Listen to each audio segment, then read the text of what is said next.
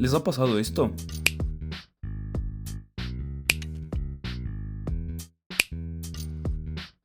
Tal vez no, pero es seguro que alguna vez vieron una discusión sin sentido sobre política en redes sociales. Usuarios en el toma y daca por puro gusto a la pelea. A veces parece que no hay solución, que no importa dónde miremos siempre prevalecen este tipo de comentarios. Pero hoy les quiero proponer algo. ¿Qué tal si creamos los cimientos para el diálogo? Si establecemos una agenda de acuerdos mínimos, una que funcione como punto de partida para el consenso dentro del Ecuador. Suena bien, ¿no es cierto? Pues esa es la esencia de este podcast. Hablar con los mejores expertos posibles en distintas materias para identificar los temas urgentes, los retos, las oportunidades y las soluciones. Por fin dejaremos de lado los insultos para fortalecer los lazos entre nosotros.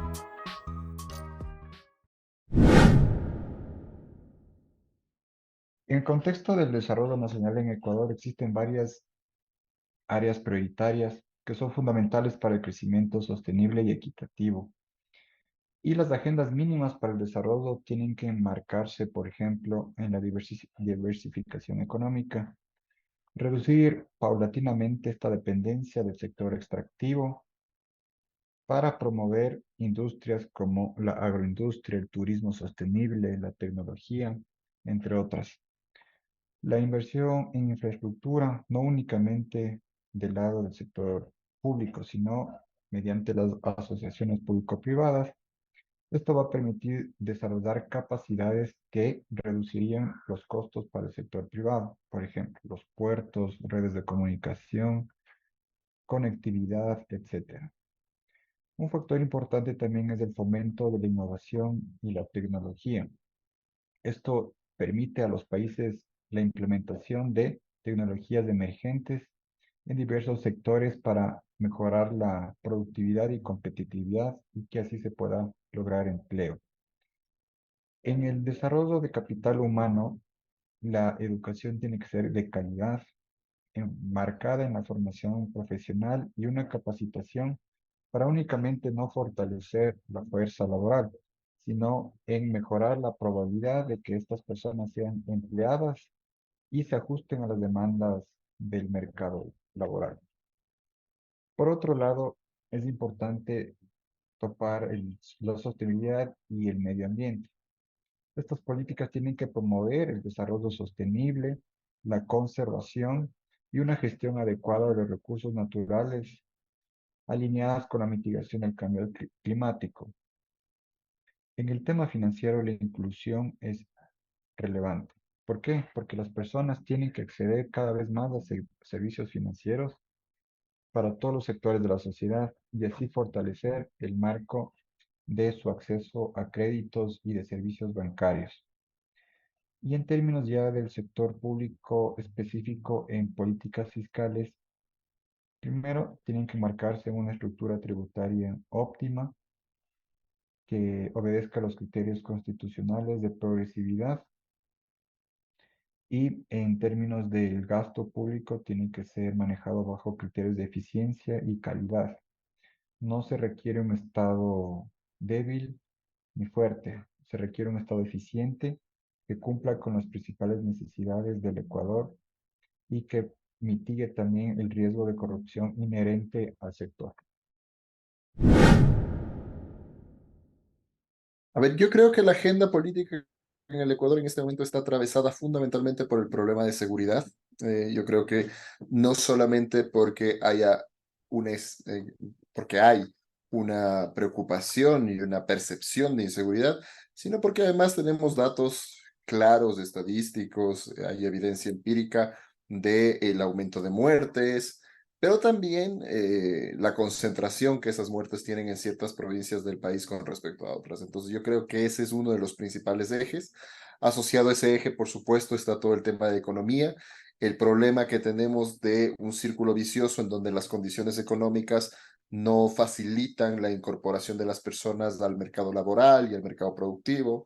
Y al no tener una tasa de empleo deseable y una producción deseable, esas personas siguen siendo víctimas de la delincuencia, incluso son reclutables para la delincuencia. Entonces, el primer asunto es seguridad, el segundo asunto tiene que ver con la economía, específicamente con la generación de empleo y el aumento de la producción en el país. Y quizá un tercer elemento que también es fundamental ya en el ámbito de lo social, podría ser el tema de salud y el tema de educación. Entonces yo creo que más o menos esas son las preocupaciones más urgentes de la población en el Ecuador. Y sobre esos temas, sobre esa agenda, es sobre la que se debería empezar a trabajar para llegar a acuerdos mínimos.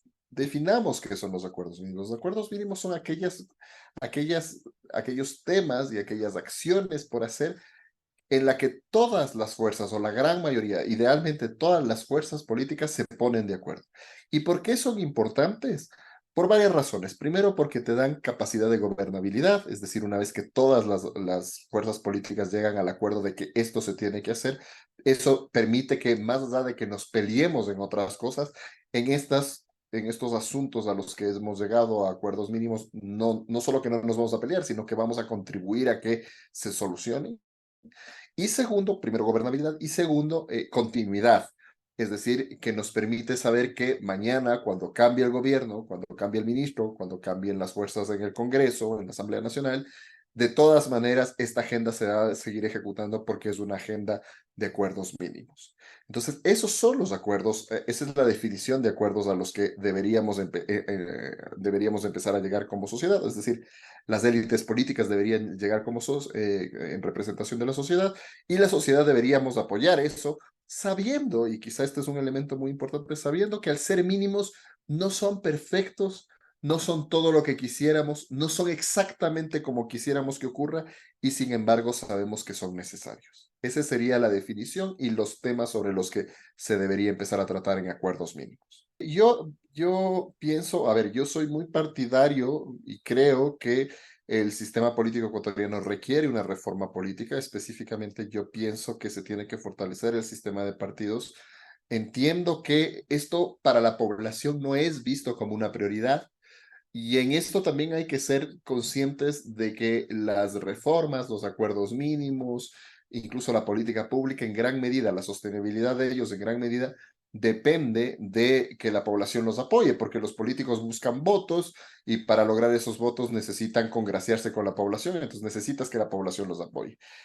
El problema es que una reforma política no es prioridad para la población. Entonces, si es que los políticos invierten demasiado esfuerzo, tiempo, recursos en una reforma política, habrá el político que quiera aprovecharse de eso y decir, miren, esos políticos ahí están dedicándose a reformar otra vez los partidos políticos cuando la gente se está muriendo y nos están matando y no hay paracetamoles en los hospitales. Entonces, ese tipo de discurso va en contra de asuntos que son importantes, pero que no necesariamente son percibidos como tales por la gran mayoría de la población. Ahora, yo creo que justamente ahí hay un trabajo también. El trabajo consiste en que estos acuerdos mínimos tienen que ser estructurados no solo en torno a las prioridades y percepciones de la población, sino también en torno a aquellos asuntos que permiten el funcionamiento del Estado y que el Estado pueda atender estas preocupaciones de la sociedad. Entonces, la sociedad probablemente no está pendiente de una reforma política, pero quizá una reforma política es justamente uno de los elementos que se requieren para que el Estado pueda resolver los otros asuntos. Y cuando hablo de reforma política específicamente, me refiero a, por ejemplo, el devolverle la centralidad a los partidos políticos. Yo sé que históricamente aquí hemos hablado de la partidocracia era pésima, corrupto, se dividen entre ellos el poder, etcétera. Yo sé que hay un discurso muy negativo en torno a ello, pero el problema es que los partidos políticos tienen un trabajo que hacer, tienen que proveernos, por ejemplo, de liderazgos, de políticos. Estamos en un momento en donde cualquier estrella de TikTok, perdón que lo caricaturice de esa forma, cualquier estrella de TikTok puede llegar a ser presidente de la República. Y esto, si bien alguien podría decir, pero bueno, eso es buenísimo, pues si la gente quiere que sea la estrella de TikTok el presidente de la República, ¿por qué no? El problema, y yo no tengo nada en contra de las estrellas de TikTok, el problema es que si es que es una estrella de TikTok, pero además de eso sabe de política, está muy bien, pero si no sabe de política, tenemos los problemas que hemos venido enfrentando hasta ahora. ¿Cuáles son esos problemas?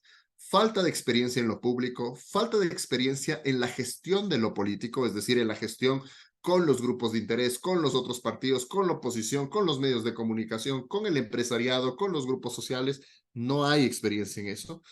Y entonces, como no tienes experiencia política y tampoco tienes un grupo que te respalde, si es que llegas a una posición de liderazgo, no tienes gente que te pueda ayudar a despachar. Pensemos, por ejemplo, en la presidencia de la República. Solo en ministros estamos hablando de que necesitas 24 políticos de altísimo nivel. ¿De dónde los vas a sacar? Y que además estén alineados con tu plan de gobierno. Entonces, para eso sirven los partidos políticos. Y entonces la reforma política pasaría por volver a darles una cierta centralidad a los partidos políticos. Por una parte, por esto que les acabo de comentar, pero por otra parte también porque yo creo que es un tema de seguridad nacional en este momento. ¿Y a qué me refiero? Me refiero a que, en principio, los grupos de delincuencia organizada transnacional que trabajan en este momento en el Ecuador, trabajan entre comillas, por supuesto, estos grupos tienen una cantidad enorme de recursos a su disposición. Y si es que en la política cualquier persona puede alquilar o comprar un partido político, movimiento para lanzarse a una candidatura, esto no les representa un gran costo a los grupos narcodelictivos y probablemente poco a poco empecemos a tener autoridades que provengan de esos sectores. ¿Qué nos garantiza una reforma política y devolverle la centralidad a los partidos? El que al menos tengas que hacer una carrera. Es decir, si es que uno de los requisitos, me invento, es que tenga al menos, no sé, para ser candidato a la presidencia deberá tener al menos 3 o 5 años de militancia en un partido político, bueno, al menos van a tener que invertir para que alguien esté 5 años en el partido político y no van a poder simplemente alquilar el partido político. Entonces, a ese tipo más bien dicho, ese tipo de discusiones son los que tenemos que tener a la hora de construir una reforma política, que, insisto, seguramente no está ni de lejos en la vista de las prioridades de la población y, sin embargo, puede ser importante para el funcionamiento del Estado y para que justamente el Estado tenga mejor calidad de políticos, tenga políticos que no necesariamente estén asociados a ningún grupo delictivo, que tengan políticos con experiencia y que estos políticos puedan llegar a estos acuerdos mínimos para resolver al menos los problemas más básicos y urgentes de la población. Una política pública de seguridad en las condiciones en las que está el Ecuador en este momento tiene que asumir y valorar y planificar alrededor de varios asuntos. Evidentemente necesita un punto reactivo. El punto reactivo es que policía, fuerzas armadas, las fuerzas del orden puedan protegernos y reaccionar a actos delincuenciales, sicariatos, robos, etcétera. Por supuesto que sí. Pero junto con ello necesitas transformar a la justicia, depurarla, porque ¿qué pasa? Supongamos que en un momento tenemos la mejor policía, no se les escapa uno, ya todas las personas que capture la Policía Nacional probablemente terminarán en nuestro sistema de justicia. Y si nuestro sistema de justicia no funciona, tenemos serios problemas. Y el sistema de justicia no funciona por varias razones, algunas porque tampoco tienen personal capacitado, porque tampoco tienen recursos adecuados, pero también porque no les podemos proteger. Es decir, pongámonos, alguna vez yo les decía, pongámonos un segundo en los zapatos del fiscal de Esmeraldas. Y pensemos en que seguramente es una persona que tiene familia, que tiene hijos, hijas, que van a la escuela y que le gustaría saber que en la noche cuando llegue a casa sus hijos están vivos. Entonces, probablemente si es que a esa persona el narco le amenaza, es muy poco probable que esa persona se sienta cómoda y diga, bueno, no importa porque a mí el Estado me protege, a mí y a mi familia. Entonces, eso tiene que estar asociado con el componente reactivo.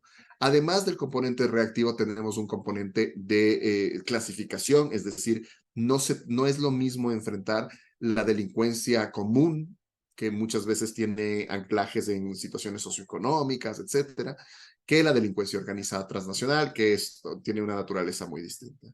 Entonces necesitas caracterizarla. Necesitas además tener un componente preventivo y de conocimiento.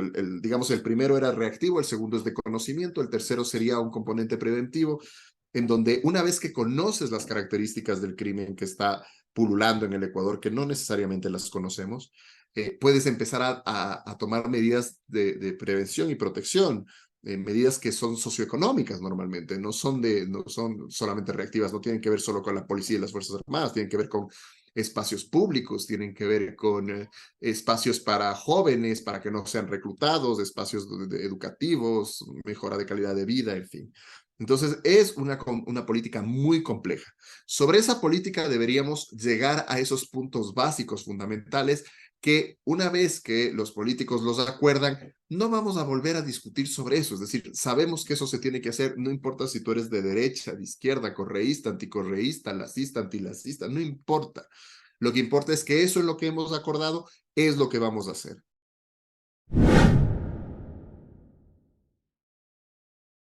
En el pacto social hemos estado trabajando al menos unos 4 años sobre buscando temas y acuerdos mínimos, ¿no? Que la sociedad ecuatoriana necesita, ¿no? Entonces, para eso hemos identificado, digamos, grandes dimensiones, la económica, la educativa, en términos también de, bueno, un momento fue medio ambiente, también tuvimos seguridad social, interculturalidad, por mencionar algunos, ¿no?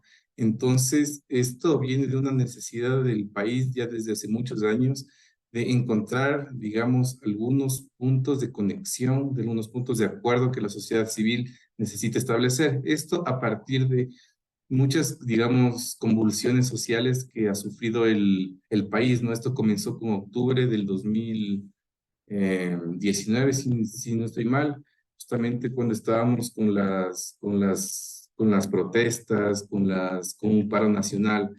Entonces esto evidenció, ¿no? Y esto es un problema que se acarrea incluso desde hace más años, ¿no? Esta fragmentación social que existe en la sociedad, no existe una polarización entre varios grupos sociales, entre varios grupos de la sociedad civil y también políticos, ¿no? Entonces, popularización y fragmentación, porque la sociedad está como partida, ¿no? No me acuerdo en qué índice era, pero era en el Latino Barómetro de las Américas, no recuerdo si era el 2018, 2019, que era que mencionaba un dato que era súper importante, ¿no? Que la mayoría de los ecuatorianos no confía en el otro, no confía en el vecino, en sus compañeros, en las personas que hay en la calle, ¿no? Entonces hay una confianza súper baja de las personas y esto tiene consecuencias súper graves para la sociedad, ¿no? Y esto es, digamos, un causante de la fragmentación social que existe y esto genera cosas aún más fuertes, ¿no? Por ejemplo, en términos de seguridad, que ahorita es para mí uno de los temas fundamentales que atraviesa, ¿no? La sociedad, ¿no? Entonces, esto, ¿cómo se ejemplifica? ¿Cómo se aterriza, ¿no? Esto se aterriza, digamos, con la violencia que hay en las calles, la inseguridad que tiene la gente al salir, ¿no? Que te asalten, que te roben el auto, que tengas un secuestro express, que seas víctima de la delincuencia, que también está muy ligado a la cuestión del narco, ¿no? Entonces, todas estas cuestiones se ha convertido, por ejemplo, el tema de seguridad, ahorita en la primera prioridad de prácticamente casi todas las personas en el país, y eso dicen muchas encuestas, ¿no? Entonces, de este problema se desprenden muchos más problemas que lo rodean, porque en sí la seguridad es una cuestión, digamos, que se vincula con otras dimensiones, por ejemplo, no hay trabajo, si no hay empleo, ¿qué hacen los jóvenes? Y específicamente en los jóvenes. Muy pocos jóvenes ahora tienen empleo adecuado. Creo que es una cosa dramática, como que 7 de cada 10 jóvenes no tienen empleo adecuado y los otros puede decir que tengan y otros son desempleados. Entonces, si no hay empleo, si no hay fuentes de trabajo, los jóvenes que incluso también desertan o no pueden acceder a la educación superior. O sea, también hay un dato dramático que más o menos 100.000 o 200.000 jóvenes cada año no pueden acceder a la educación. Entonces, todos estos problemas se acumulan y se reflejan, ¿no? En lo que podemos ver ahorita como es una crisis de inseguridad, de ahí los vacunadores, los chicos no pueden estudiar las carreras que ellos quieren, eso sí es que logran acceder a la universidad. Este, y esto sumado a los problemas de empleo es una cosa que es una carga súper tenaz en la sociedad y desde digamos, desde una cuestión, desde un pacto social, lo que justamente buscamos desde digamos, proyecto que vamos impulsando ya algunos años, es generar justamente un pacto social, es como generar una especie de acuerdos y consensos en la sociedad de los temas que más digamos, están más arraigados a lo que la sociedad ecuatoriana necesita en este contexto de crisis, ¿no? Entonces, después de eh, paro que hubo en octubre, luego hubo otro el anterior año, 22 de junio, esto si le sumas a la pandemia, que todo se cerró y cambió toda la modalidad. Entonces es algo que la sociedad no puede sostenerlo, ¿no? Y entonces, adicionalmente, esto se suman, ¿no? Problemas en términos, lo que hemos hecho, ¿no? En términos de salud, nos hemos enfocado en esto de la desnutrición crónica infantil, que es algo terrible y dramático que pasa aquí en el país, ¿no? Que es 1 de cada 3 niños sufre de desnutrición crónica infantil, que esto es gravísimo porque los primeros 1000 días de la vida de un niño, de una niña, son fundamentales para el desarrollo cerebral que ellos tienen, o sea, donde se generan las conexiones entre las neuronas, donde tu cuerpo se alimenta. Entonces, por más que incluso después tengas políticas públicas de educación, de inclusión, de todo esto, no te sirven tanto porque es un daño irreparable que los niños que sufren ahí al principio de sus vidas. Entonces, son todos este cúmulo de problemas que es lo que, digamos, estamos tratando de articularnos con varios sectores de la sociedad civil, academia, ONGs, OSCs, también las universidades. Entonces, son muchos actores que están participando y tratando de generar acuerdos concretos, ¿no? Por ejemplo, en educación, ¿cómo hacemos que los chicos accedan a la educación superior? ¿Cómo proponemos políticas públicas para la economía popular y solidaria, que es un gran sector del país, que de hecho proporciona, que es un motor económico fundamental de la sociedad para que nos alimenta a todo el mundo, ¿no? Entonces, reformar las leyes tal vez no es suficiente, sino también es, digamos, ver cómo se las cambia estructuralmente para que se logren hacer cambios sustanciales, pero esto no es algo que suceda de la noche a la mañana, esto básicamente es algo que se tiene que pensar como se ha tratado de hacer en políticas de Estado, por ejemplo, lo que se ha tratado de hacer con desnutrición crónica, ¿no? Se trata de hacer una política de Estado que ningún gobierno de turno la pueda tocar, que se quede instaurada, digamos, de aquí a 50 o 100 años y que sea algo fundamental que, digamos, que llegue un gobierno y diga, no, yo ya no quiero, entonces hago un decreto y la quito. Entonces, todo el esfuerzo que se hizo antes como que se ve anulado, ¿no? Entonces, lo que se busca es hacer estos tipos de cambios, estos tipos de acuerdos, pero no es tan simple porque también la sociedad tiene múltiples intereses, cada sector tiene, digamos, tiene sus especificidades, sus necesidades. Entonces generar un acuerdo suena lindo, pero no siempre es fácil, pero esto tampoco significa que sea imposible. Entonces, por ejemplo, nosotros también trabajamos el tema de interculturalidad, por esto que te contaba al principio, que la gente no confía en el otro. ¿Cómo hacemos personas de distintos sectores sociales que tenemos distintos intereses o que tal vez nos interesan distintos temas? ¿Cómo generamos una cohesión de la sociedad para generar algo que nos supere? Entonces, la interculturalidad de la mesa que nosotros tenemos, justamente lo que trata de hacer es eso, es cómo entendernos o comprendernos en nuestras diferencias. Y bueno, esto necesita Ecuador, una economía basada en el desarrollo productivo, tecnológico, con modelos sustentables. Una política de seguridad enfocada en el componente reactivo y preventivo, además de obtener información sobre las organizaciones criminales que muchas veces no comprendemos del todo. Y finalmente, promover una cultura de integración en todo el país, entender que somos distintos, pero que vamos hacia un mismo norte.